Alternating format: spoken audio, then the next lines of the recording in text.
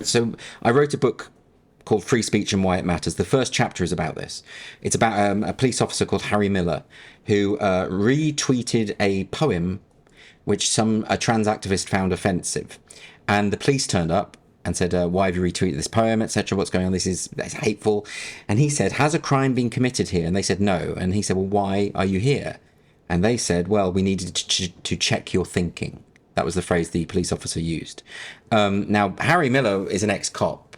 And he's a cop from the old school before the College of Policing started all this nonsense. But in the before times. In the before times. This shows what happens when this ideology captures even the police force. Police in the UK are trained to monitor offensive speech. There was even a police billboard in Manchester, in Merseyside, where there's a photo of them in front of this electronic billboard where it says, being offensive is an offence.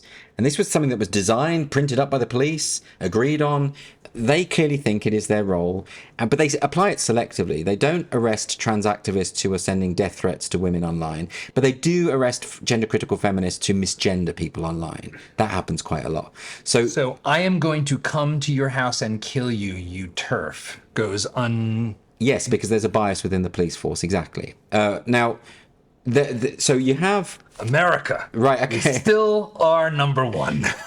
Well, look, we need to get rid of, we need to repeal hate speech laws. They're not just in the UK, they're across Europe. There's a book by Paul Coleman called Censored, which reproduces facsimiles of all of the various hate speech laws across Europe. What you'll notice is that no one can agree on what hate means. The Irish government is trying to pass a bill at the moment that is one of the most draconian hate speech bills. They can confiscate your computer or your phone if you have material that could potentially cause upset or offence to someone else. If you've got an offensive meme on your phone, that will justify the police seizing your phone. If this goes through, it's going to be an absolute disaster, and it will be weaponised against feminists in particular, people saying that there are only two sexes, which there are. The Scottish hate crime bill, which went through on April the 1st, that sounds like a joke, but it did, that basically can criminalise opinion, matters of opinion. It can even criminalise things you say in the privacy of your own home if those things are likely to stir up hatred. It's a real problem with the UK. It's also one of the reasons why the woke movement has flourished in the UK, because we don't have the buffer of the First Amendment. And so, given that the woke movement is an authoritarian movement that believes in censorship, we have this problem. There was a guy who went to prison for quoting a joke about Madeleine McCann on his Facebook page that he didn't even write, he took from a website. He served prison time for that. There was someone else who was sent to prison, or at least was prosecuted for a sick joke, which was mocking the victims of the Grenfell Tower fire. And I saw that video and I thought it was horrible. How is Ricky Gervais not already? How are you and Ricky Gervais not sharing a prison cell together? Because they say that there's a distinction between comedians and just people. I think they're sort of kind of implying that you need a kind of license to do it. Yeah, you're absolutely right. If they were applying these standards fairly, I would be handcuffed, and so would Ricky Gervais, and so would Jimmy Carr, but they don't apply these things fairly. The closest they've come to it is the police investigated or looked into Joe Brand, who's a comedian who made a joke about throwing battery acid at a politician, but it was a joke. You might say it was an unpleasant joke, but it was still a joke, and the police had no business getting involved in that. But they do. I mean, the Scottish police this year were being trained on how to deal with offensive comedy. Which is why we took I've got a night called Comedy Unleashed. Yes. We took that to Scotland on April the 1st to mark the day of the new hate crime bill coming in, to tell some offensive jokes and see if the police would arrest us, and they didn't, which I'm glad about, obviously. But it was a principle. It was the point. And then, of course, there's the case of Marcus Meekin, who I think you know about, the Count Dankula case. Do you know about that one? I don't. Okay, Marcus Meekin is a YouTuber who goes by the name of Count Dankula. Back in the day, about 5-6 years ago, he had 8 followers on YouTube. He now has over 1 million because of all this. So it's worked out quite well for him.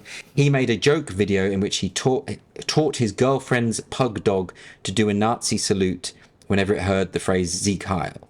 So you can see the dog in the video, and he's saying Sieg Heil, and the little puppy is raising its paw. He trained it. Quite a lot of effort. He also trained it to react excitedly to the phrase "gas the Jews." Now, obviously, well, you're laughing, you see, so obviously there's humour to it. There is humour. It is gallows humour, but It is humour. But as you know, the joke is predicated on the idea that he's turning is cute. His girlfriend keeps talking about how cute the dog is, so he's going to turn it into the most evil thing imaginable, which is a Nazi, right?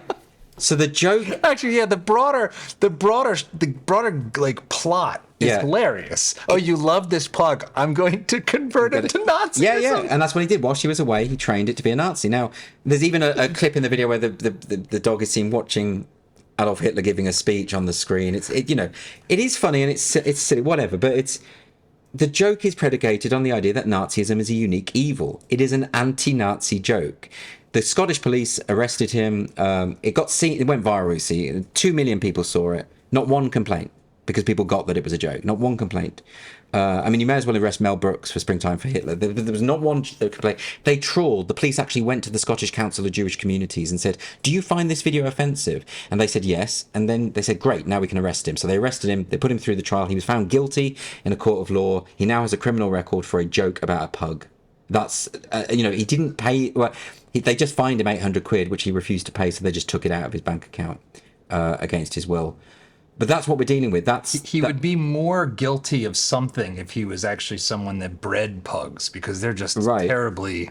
Well, there we go. They're like a genetic abuse of the animal. What I love about this as well is that, do the police think that if he's genuinely a neo-Nazi, that he thinks the best way to radicalize people is through the medium of pugs? Is that what they think? This doesn't make any sense. And by the way, animals go viral on the interwebs. Yeah, but jokes at the expense of Nazis aren't going to. And no neo-Nazi watching that video is going to think, "Oh, that's good. I like that. He's mocking the Führer. That's great."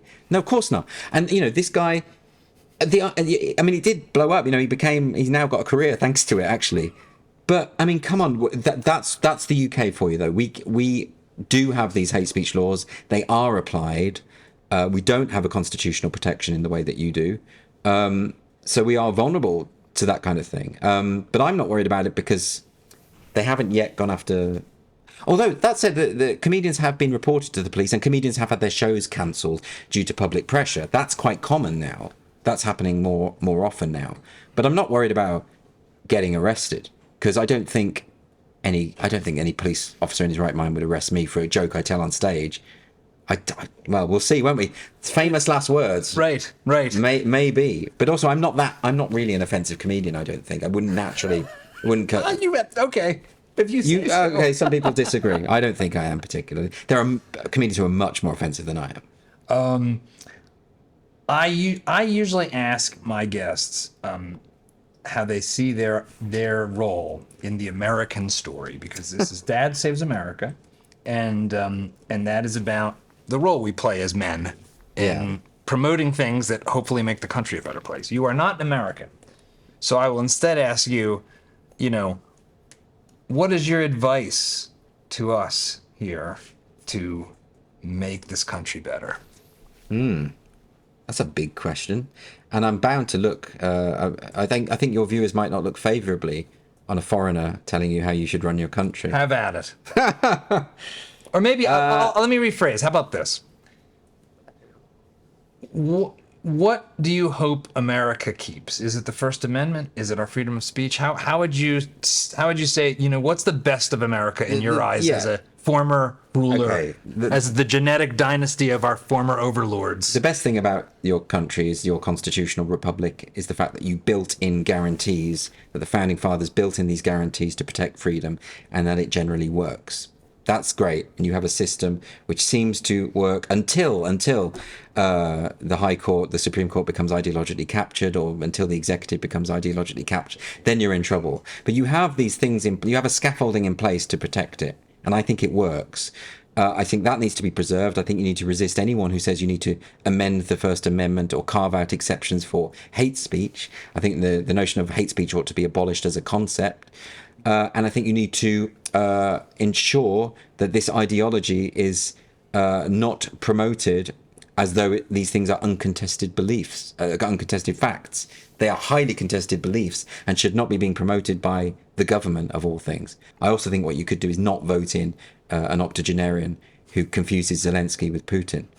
I think, today he introduced him on the stage as President Putin. That's not good.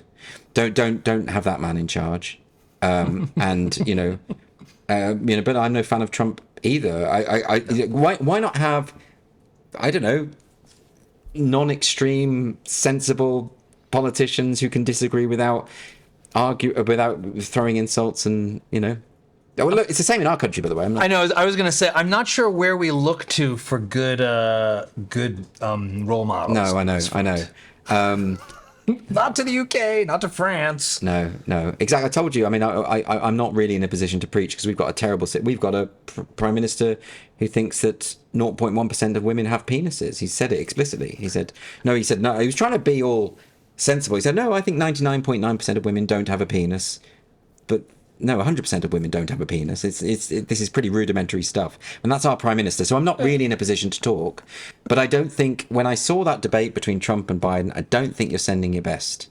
I don't think that represents, you know, adult politics. It looks ridiculous. Although Trump was very restrained in that debate, uncharacteristically so. He benefited from the rules akin to putting children in a crate. You know, he's like, okay, I have to play within the crate, I guess. think he just took advice. I think he realized that he didn't need to draw attention to the problems that Biden has because it's very, very obvious. I think the other thing you could do is avoid the corruption, of really not open that Pandora's box of allowing one political candidate to imprison the other.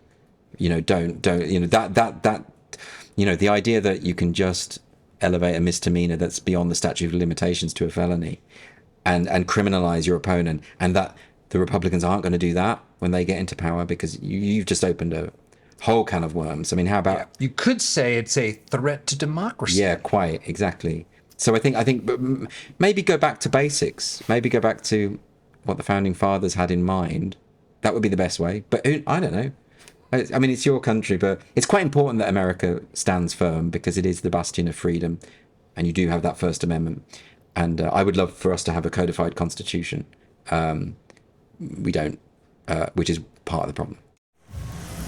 If you like this clip, you should check out the full video and all the other great content we've got at Dad Saves America. So be sure to hit the like button, subscribe, and ring that bell so you won't miss our new stuff as it drops each week.